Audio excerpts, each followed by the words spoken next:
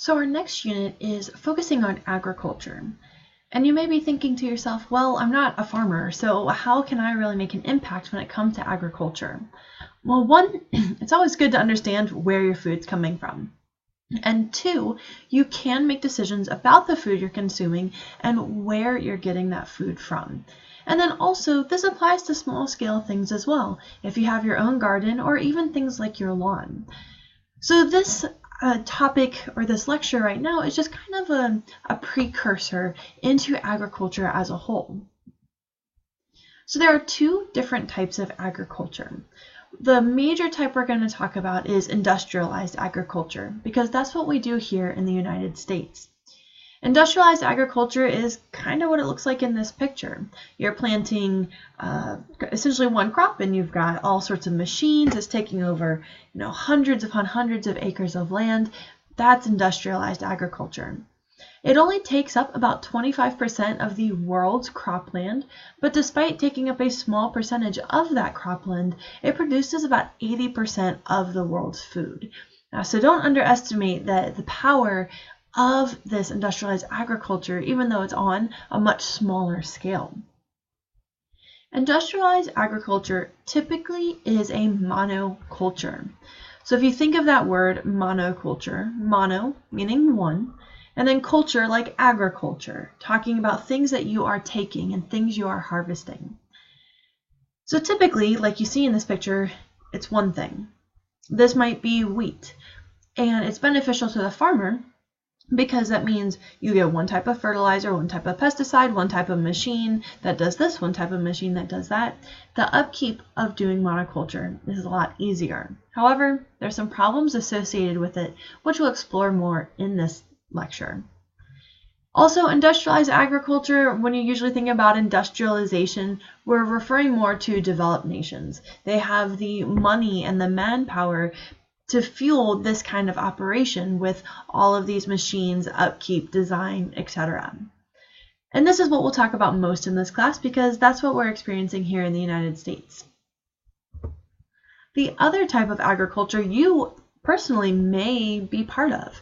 Traditional subsistence agriculture is for families who are raising food and growing food for themselves, or at least on a very small scale.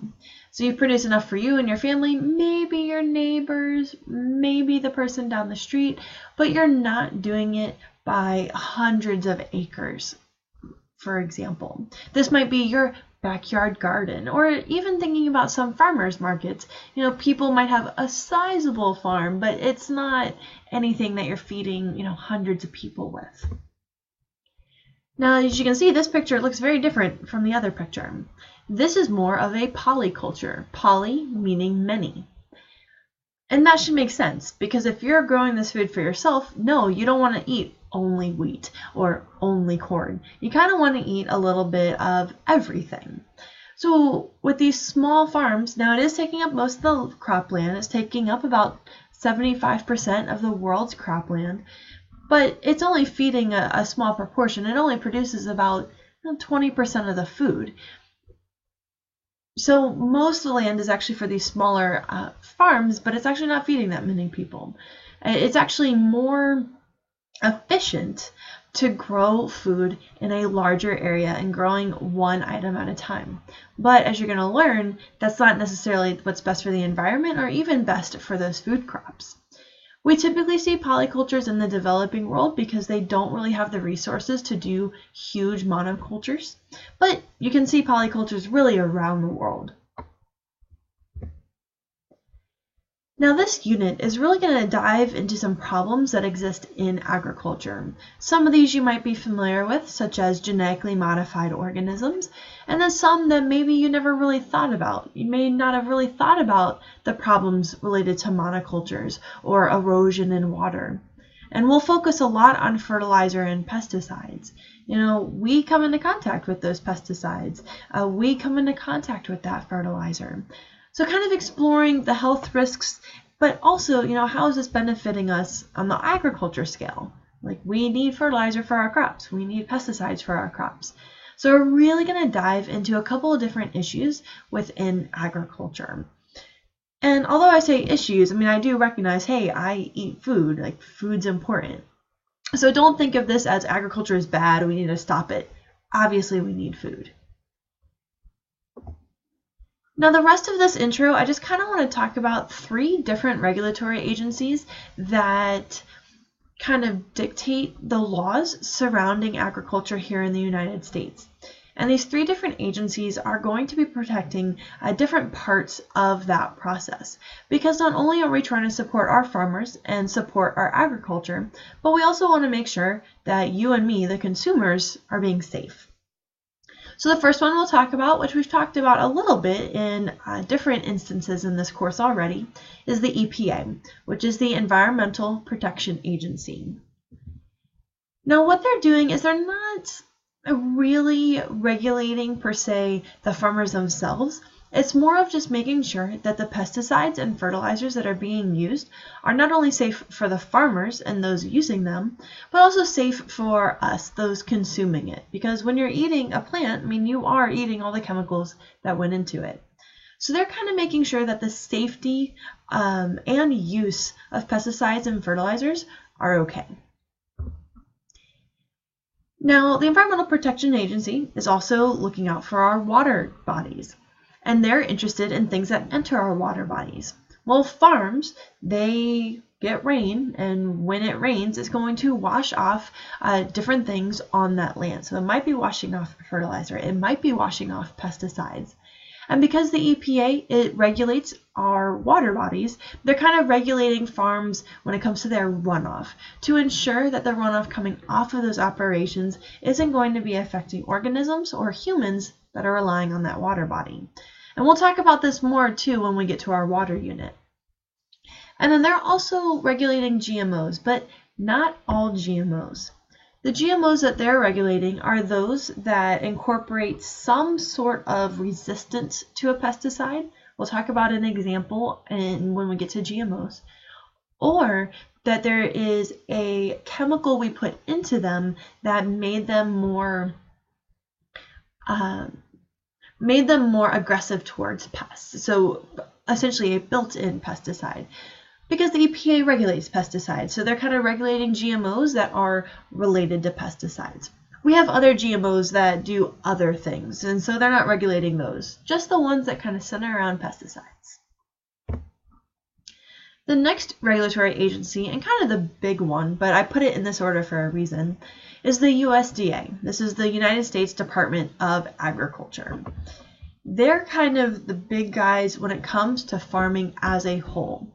You know, farmers getting licenses, making sure they're following the laws, giving guidance to farmers and classes, providing subsidies. So they're kind of the masters of our agriculture network in the United States. These are the main go-tos. But in this class, we're really not going to talk about, well, what does it mean to be a farmer? What we're more interested in is kind of the things that relate to us as the consumer. For example, the USDA is responsible for organic labeling, which we'll talk about later this unit. They're also responsible for some food safety. So they do have standards for their farmers, and when it comes to meat products, they have they do food safety inspections because there's lots of different parasites if you undercook it. Like there's a lot of things that can go wrong and go bad with our meats.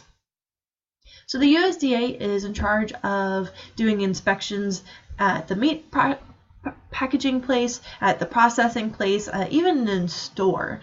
And the USDA might inspect like one piece of meat 1 to 3 times before it even gets like to the shelf. So our meats are really, really regulated and to make sure that they're safe for us, the consumer. They also contribute to monitoring our GMOs, and what they're monitoring is to see, are these GMOs that are being produced, are they able to breed with any kind of weeds or other plant pests? Because we don't want to introduce a GMO that would then breed with a weed and make it like a super weed or something. So the USDA is interested in GMOs that would actually hinder the farmer. Like the farmer might want GMOs, but hey, if you actually plant that GMO, you might actually have a really big problem with these weeds. We're trying to avoid that. So USDA is looking out for their farmer, by looking out for GMOs that could inhibit or hurt the farmer. And then finally, kind of also in its name, is the FDA, which is the Food and Drug Administration. The FDA watches over all sorts of things. They are really doing the safety of stuff. And stuff is very generic because it's so many things. They look at medicines, from vaccines, over-the-counter, prescriptions, even things used in an office, such as like those wooden tongue sticks. They look at the safety of those. They look at things like the safety of bottled water, cosmetics, cigarettes, pretty much any item that we consume or we use in a close capacity, like cosmetics with our skin. The FDA is going to be responsible for the safety of those items, making sure that people aren't getting sick from them, etc. Now, when it comes to food, because they are the Food and Drug Administration, they are also looking at the safety of food items that aren't meat. So USDA's got all the meat stuff. FDA is everything else. And there's an article that you guys will look at that kind of talks about these really weird instances where FDA looks at this and USDA looks like this, but it seems really silly that that's what they're doing. Now, because the FDA is regulating millions of items, USDA, just meat. FDA, medicines, cosmetics, cigarettes, alcohol, all food items without meat. Honestly, the FDA does not have the money, does not have the manpower to check all of these items, which is actually kind of scary. Most of the time they don't. They don't do any kind of inspections of these items. Typically, FDA doesn't get involved until there's been some tip. Like, hey, everyone at Chipotle is getting sick from the cilantro. FDA be like, that's interesting. And then FDA goes and inspects it and kind of figures out what's wrong. Now, you guys may think, well, that sucks. Why aren't they doing more? It really is a resource thing. It's really a money thing. It's not because they're like, everything's fine. They literally just don't have the resources to be checking every single item. They also have a little hand in GMOs, and as you can expect, based on the other things that FDA does, they're looking at safety. So they're looking at the safetiness of GMOs when it comes to the consumer. Is it okay that we're eating these? Will we get sick from these? Will we develop cancer from these? So what I want you to know is we have two different types of agriculture. We're going to really be focusing on the industrialized agriculture, but either type of agriculture done in the United States is regulated by 3 agencies. And it's really important to know kind of the jobs of each of those 3, especially because we're going to talk about them quite a bit, but they also really have a hand in you and mine day-to-day life.